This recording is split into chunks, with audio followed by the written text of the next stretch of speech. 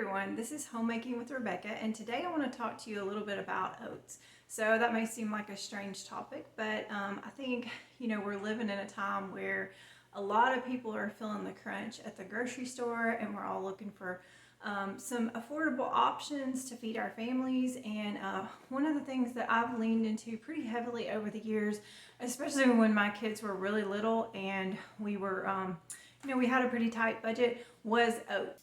So we're going to talk a little bit about the different types of oats, and I'm going to show you some recipes you can make with them. Now, if you think that you don't like oatmeal, please stick around with me because I have a baked oatmeal recipe I want to show you if you've never had that. It takes on a totally different texture than like a boiled oatmeal does, and so I think you're really going to like it, and I'm going to show you that at the end. So first of all, I want to talk about a couple different kinds of oats. This is just the oats from Aldi, and this is rolled old-fashioned oats. Now you can also get instant oats. These are the quick cooking oats. So this is going to be about $4 at Aldi, and so per serving you're looking at like 10 to 15 cents if you're if you don't count your add-ins and stuff. So you could feed a family on oatmeal for breakfast for literally just a couple dollars. This is non-organic. It's just the regular oats that you would, like I said, you would get at Aldi. Now this is Bob's Red Meal, and I do really like them. They have a lot of different types of oats. This is their organic one. If I can buy organic, if I can find it on sale, I really like to get the organic oats because I know that it's just healthier. They haven't been sprayed with stuff. So if I can, I like to get them. If not, I'm just gonna do the best I can, right, and get the cheaper ones. But sometimes you can get these at like discount stores and stuff, so you can get a better price on them there. Walmart usually has it. I usually get mine at Vitacost. I love Vitacost, and I buy a lot of stuff from them. You spend like $50, you get free shipping. They ship really, really fast. They, if you get on their texting, they will send you a lot of coupons and stuff. And sometimes they have like Bob's Red Meal will go on like sale, just their stuff, and you can get some of that. So that's a good way to get it. You can also buy in bulk. Sometimes you can get 25, 50-pound bags of grains and stuff for really cheap. We've got rolled oats, which are going to be a thicker oat and bigger, and they're going to take a little bit longer to cook. So they're going to be good for stuff like granola and oatmeal and things like that, whereas your quick oats are good for oatmeal and stuff too. They just have a little bit of a different taste to them. They're a little bit more mushy because they're ground up a little bit more, and so they cook a little bit faster, and they're good for stuff. I keep both on hand most of the time because I just use them for different things, and sometimes like if I'm making like a baked oatmeal, I might mix them in there for some different textures or whatever. But like I said, I like to keep both on hand. Now if you're doing a boiled oatmeal, that's kind of traditionally what people know oatmeal is a boiled oatmeal. So how you would make that is you're going to put, say, you're going to do, say, 1 cup of oatmeal. So you're feeding like 4 or 5 people. You do 1 cup of oatmeal, and you would do 2 cups of liquid. So you could do water, you could do a mixture of water and milk. You're going to bring that to a boil, and then what I usually do is just turn it off and let it sit on the eye for maybe 5 minutes or so with the instant oats, and then it's going to be done. If you're doing the rolled oats, you would want to boil that for up to 5 minutes or so, and then turn it off and let it sit. So it's just going to take a little bit longer. It's got a little bit of a different texture, but I keep both of those on hand most of the time so I can use them for different things. There is overnight oats that you can do where you just mixed together your oats and some milk and some yogurt, and you put it in the fridge, and then you can eat it the next day for breakfast or whatever.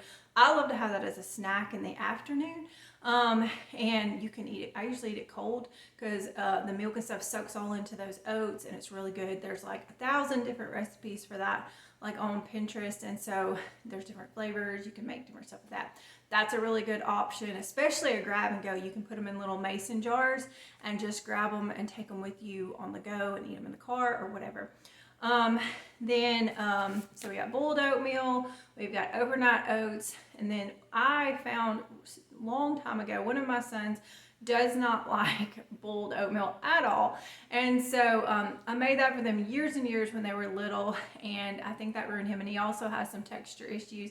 So one thing I found was baked oatmeal. If you've never had baked oatmeal, it is amazing. Everyone in my family loves it. It takes on just a whole different texture. It's almost sort of like like a really coarse like cake or something in a way. It's got eggs in it, it's got milk, it's got butter, and so it's gonna cost you a little more with your ingredients there, but I find that everybody likes it. There's lots of different flavors you can make with it. I'm gonna show you just kind of a basic flavor, and then you can add whatever you want.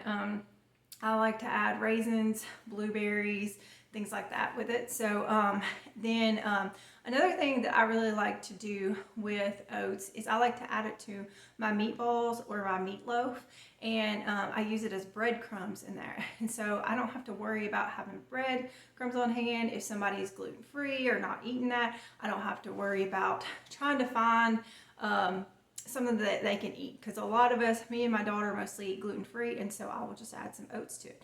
Now, a note on that is if you have someone you're cooking for, or you are gluten-free and you're like extremely sensitive, you want to make sure that you get gluten-free oats. The reason for that being is oats do not have gluten in them, but sometimes they will process them in the same facilities as they do wheat, and so wheat gets in with them, and I know some people that are really sensitive that have noticed that being a problem. So just make sure you specifically get the gluten-free oats if you're cooking for someone that has a high sensitivity to that. So, but when you're mixing it in with your meatloaf and stuff, I just stuff the oats in 1 for 1, and I've used, I think I usually use the rolled oats, but you could do the quick oats too, and it's really good. You know, all my family loves it. It's never been a problem. It's just holding that moisture in the meatloaf and in the meatballs.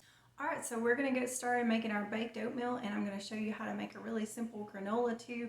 Both of these recipes are just very basic, and then you can just kind of put whatever add-ins you want in them and kind of make it your own. So I'm gonna show you how I do that. So this is one of those recipes that you just mix everything together in a bowl, and then you put it in your pan that you're going to bake it in. I am using old-fashioned oats today. Sometimes I use those. I actually like the instant oats better. I like the texture it gives it. This is going to give it definitely more of a coarse texture, but it's still really good too. You could also mix those together. So I'm doing a double batch of this baked oatmeal, and that way I can freeze one of them. It works really good to freeze. I'm going to freeze it uncooked, and then I will just pull it out the night before and put it in my fridge, and then I can just pop it in the oven that morning. So you see here, it's just a lot of basic ingredients. You've got milk, you've got sugar, you've got eggs, and you're just going to stir that all up really good. Now I'm using fresh eggs for my chickens, and you usually just want to crack those in a bowl separately just to make sure there's nothing in them. This did have a little piece of something in there. Sometimes they have little meat spots. You just want to pick that out, and it's still really good. Store-bought eggs have those in them too, but they just kick them out before they carton them up. So there's fine. There's nothing wrong with them, but it's good to check them and make sure there's no shell and stuff in there. And so we're just going to get those in there. I've got my melted butter here. We're going to stir all that in. So some other things you can do with oats is you can grind them up in your blender, and you can make them into like a flour to use for stuff. You can substitute. Now, it's not going to be the same as a regular flour. It's going to be kind of heavy and dense. But when my kids were younger and had some sensitivities to wheat, I would do that in like banana bread, muffins, and stuff like that. And like I said, you're not going to get the same rise and texture, but it's still really good, and it's just got a really hearty flavor to it. So that's an option. Oat pancakes are really good too. Those are really nice and hearty. You can kind of grind the flour up and make pancakes with them, and that works really good too. So I just love oats. They're so versatile. There's so many things you can do with them. One thing I didn't mention was steel cut oats, because I just don't have a lot of experience with those. I haven't used them very much, so I know they take a lot longer to cook, but that's another option too that you can use. I think they're a lot less processed than the rolled oats and the instant oats. So today I'm using these dried blueberries, and I'm just going to pour that whole container in there. Sometimes I use raisins, sometimes I use frozen or fresh blueberries. You can cut up apples and put in there. Just lots and lots of options that you can use and make this your own. You could do like some peaches or something would be really good. Put some cinnamon and stuff in there. And so this is just your mixture here, and then you're going to put it in your pans, and you could go ahead and cook it right away, but I really like making this up the night before and letting it sit in the fridge and then popping it in the oven in the morning. And so that's what I'm going to do. It's Sunday tomorrow. We're going to have church, so I can just pull this out and put it in the oven while I'm getting ready for church, and the kids can have that for breakfast. So I'm pouring this into my pans, and the pie pan one is going to go in the freezer. I thought maybe I could separate it into 3, but it just ended up working out for 2. And so you just want to put it in there, and then we're going to sprinkle some brown sugar and cinnamon over top, and that just kind of gives it a little bit of a crunch when it comes out of the oven. Makes it really nice. So I love that added little touch to it.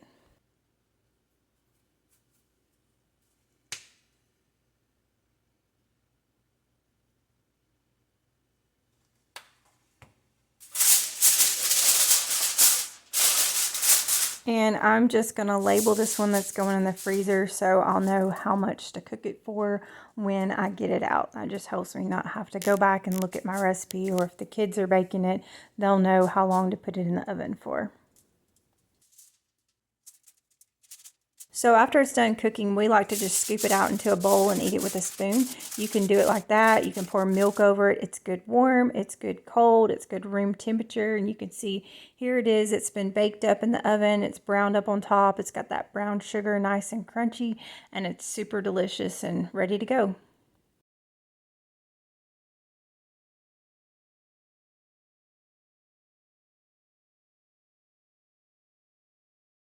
So now we're going to get started with our granola recipe, and I definitely am using those old-fashioned oats because they're bigger and they just work better for granola. We're going to do just a regular batch here. Like I said, this is just really kind of a basic recipe, and that way you can just use whatever add-ins you want to. I put coconut in it, but if you don't like coconut, you can just omit that, or you could replace it with some other types of nuts or seeds. We don't use a whole lot of nuts because we have a nut allergy in the family, so we just make it pretty plain. And then I'm going to mix up my butter and my brown sugar. That brown sugar was having trouble kind of mixing into the butter, so I went ahead and just put it back on the stove for a little bit, got it warmed up so it mixed in with the butter. I really like using honey with this. You can do maple syrup too, but I really like the way honey mixes in with the butter, and that works really well. So a butter honey mixture tastes really good together too.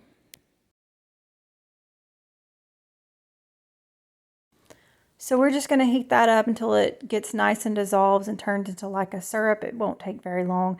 And then we'll mix in the vanilla and salt into this syrup mixture. And then we're just going to pour it over our oats, and we're just going to mix it really well into those oats. And then we'll just bake it up. So you can see that it's really simple here. If you wanted to add some cinnamon to it at this point, that would be really good, or any other spices. You could do like a pumpkin spice for fall, maybe put some pumpkin seeds in there. That would be really good. You got lots of options. So like I said, I like starting with a basic recipe, and then you can try it like that and see how you like it, and then you can add different things according to your taste and stuff.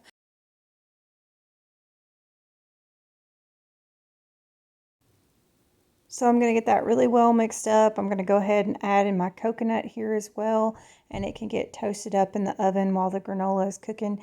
Now this is going to cook at 300 degrees for about 25 to 30 minutes, and it's just going to depend on the brownness that you want it for yourself. If you don't like it real brown, then just don't cook it as long. If you like it a lot more toasted, cook it up a little bit longer. And I like to put it on a sheet tray like this. You could do a double batch. You just kind of would need a little bit of a bigger tray, or you can make it thicker. And what I like to do is once it comes out of the oven is I don't like to mess with it until it's completely cooled, and it will kind of be in chunks together, and I like mine like that. If you don't like it like that, when it's warm, you can go ahead and start breaking it up, and it'll be in smaller pieces. But you can see it's all browned up here. I'm going to let it cool completely, and then I'm just going to put it back in my rolled oats container and keep it in there because my kids will eat it within a week or so. And if you wanted to add something like some chocolate chips or dried fruit, this would be a great time to do that. Sometimes we'll put in some chocolate chips while it's still warm, and then kind of smear them in a little bit once they melt, and that's very tasty. Thanks so much for watching this video. I hope you found it helpful, and I hope you have a great day today.